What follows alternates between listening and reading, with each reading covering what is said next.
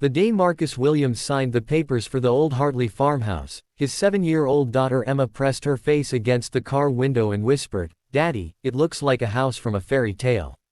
He didn't have the heart to tell her that most fairy tales don't start with peeling paint, a sagging porch, and windows so dirty you couldn't see through them.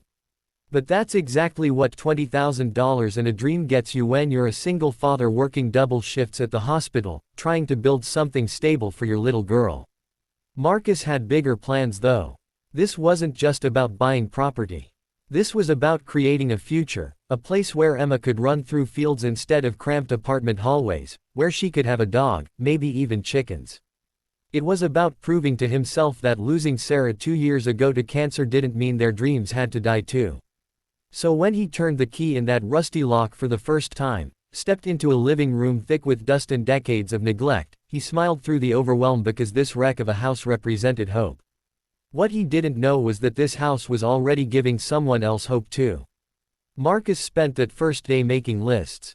The roof needed work. The plumbing was questionable at best. The entire kitchen would need gutting. But it was structurally sound, the inspector had confirmed that much, and it sat on 12 acres of overgrown but beautiful land. He took photos for Emma, who'd stayed with his mother for the day, and locked up as the sun began setting over the distant tree line. The drive back to the city took 90 minutes, and he spent it mentally calculating costs, timelines, and how many weekends it would take before they could actually move in. He figured 6 months, maybe 8 if he hit any major surprises. He planned to return in 2 weeks with a contractor friend to start the real assessment. Life, however, had other plans.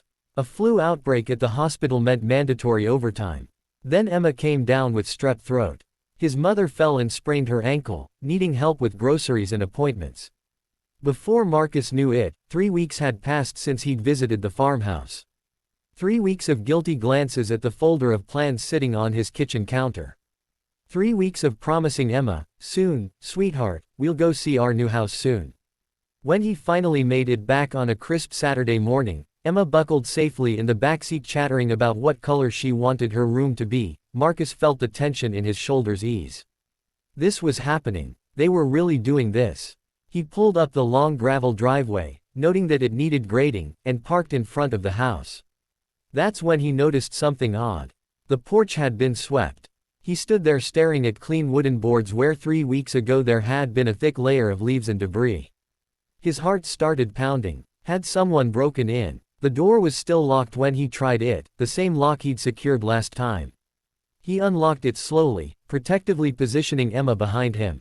The smell hit him first. Not the musty abandonment he'd left behind, but something else. Soup, maybe. Something cooking. His pulse quickened as he moved through the entryway into the living room. The dust was gone. The floors had been swept and mopped.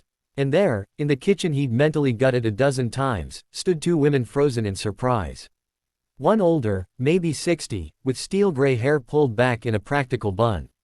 One younger, probably early 20s, visibly pregnant and holding a wooden spoon. For a moment, nobody moved. Then the older woman stepped forward, her weathered hands raised in a gesture that was both apologetic and defensive. "Please," she said, her voice carrying an accent Marcus couldn't quite place, Eastern European maybe. "Please, we can explain. We're not thieves. We haven't damaged anything. We've been taking care of the house. We can leave right now. Please don't call the police." The younger woman's hand went instinctively to her swollen belly, her eyes wide with fear that made Marcus's chest tighten. Emma peered around his leg, her earlier excitement replaced by confusion. "Daddy, who are they?" Marcus held up a hand, trying to process what he was seeing. "I'm not. Just wait. How did you get in here? How long have you been here?" The older woman, who introduced herself as Irina, explained in rapid, nervous sentences. They'd been living in their car for 2 months after losing their apartment. Irina's daughter, Nadia, was 7 months pregnant and couldn't work. Irina cleaned houses, but it wasn't enough for rent, deposits, and first-month payments. The shelters were full. They'd been parked on the roadside near the property when they noticed the house looked abandoned. One window in the back had been broken, probably by kids throwing rocks. They'd climbed through just to get out of the rain one night. Just one night, that's all it was supposed to be. But then morning came, Irina continued, wringing her hands, and Nadia was finally warm and had slept for the first time in weeks, and I thought maybe one more day. We found cleaning supplies in the basement, old things left behind. So we started cleaning too, how do you say, to earn our stay, even though no one was here to see it. We kept thinking someone would come. We were ready to leave. But you didn't come, and we just. She trailed off, tears forming in her eyes. We needed somewhere safe for the baby. Marcus stood there, his mind racing. He should be angry. This was trespassing, squatting. This was his property, his investment, his and Emma's future. But looking at these two women, at the fear and desperation in their faces, at how the young woman's hands trembled as she clutched that wooden spoon like it might protect her, all he could see was Sarah. Sarah in the hospital, scared and in pain, gripping his hand and making him promise to teach Emma to be kind, to see people, really see them. Be the kind of man who shows her how to be human, Sarah had whispered in one of their last conversations. Don't let her grow up thinking compassion is weakness. He looked down at Emma, who was staring at the pregnant woman with wide, curious eyes. Is she going to have a baby? Emma asked. Is the baby okay? Did they need help? And just like that, his daughter, in her innocent wisdom, made the decision for him. Marcus took a deep breath. Have you eaten today? Real food, I mean. Irina and Nadia exchanged glances, uncertain if this was a trick question. We have soup, Nadia said quietly. I made it from vegetables from the garden out back. The tomatoes and herbs were still growing wild. I hope that's okay. We were trying to use what was already here. Marcus pulled out a kitchen chair, the same battered chairs that had come with the house, and sat down. Okay, he said. Here's what's going to happen. First, we're going to eat that soup because it smells amazing and we drove 90 minutes to get here. Then, you're going to tell me everything. And then we're going to figure this out together. Over bowls of surprisingly delicious vegetable soup, the full story emerged. Irina had immigrated 15 years ago, working hard, following every rule, raising Nadia alone after her husband died. But an illness had drained their savings. Nadia's boyfriend had abandoned her when she got pregnant. A series of small disasters had spiraled into homelessness with terrifying speed. The system they'd paid into, trusted in, had failed them when they needed it most. As Marcus listened, a plan began forming. It was crazy. It was probably stupid. It would definitely complicate everything. But it also felt absolutely right. I need help fixing this place up, he said finally. It's going to take months of work. I can't do it alone, not with my schedule. What if you stayed and helped? Irina, you said you're good at cleaning. What else can you do? Irina's eyes widened. I can paint. I did this for work years ago. I can do basic repairs. My father was a carpenter. I learned some things. And I can cook, Nadia added hesitantly. And organize. I'm good at making things work with very little. Marcus nodded, the plan solidifying. Here's my offer. You stay here, keep fixing the place up. I'll provide materials, money for food and whatever the baby needs. In exchange, you make this house livable. When we're ready to move in, maybe 6 months from now, we'll figure out next steps. Maybe you'll have found your own place by then.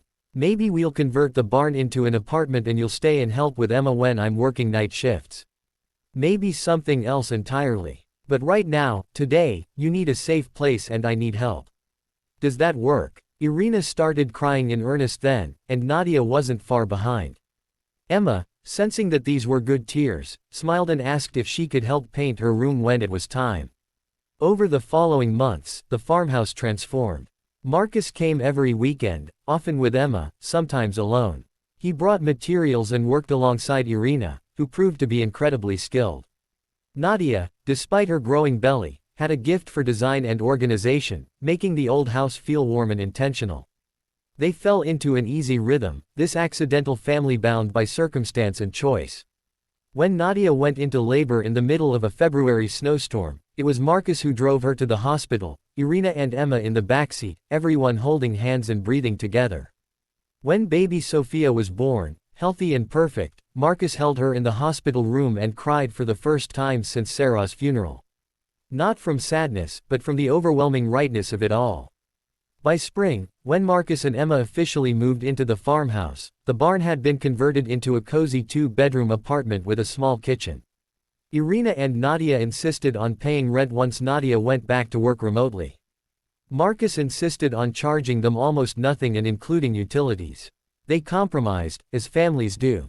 Standing on the porch one evening, watching Emma play with baby Sophia on a blanket in the grass while Nadia and Irina prepared dinner inside, Marcus thought about that first day. About how his initial instinct was to be angry, territorial, protective of what was his. He thought about how easily he could have called the police, protected his investment, and remained within his rights. And he thought about Sarah's words about being human first, about teaching Emma through actions rather than lectures. This wasn't the future he'd planned when he bought this abandoned farmhouse.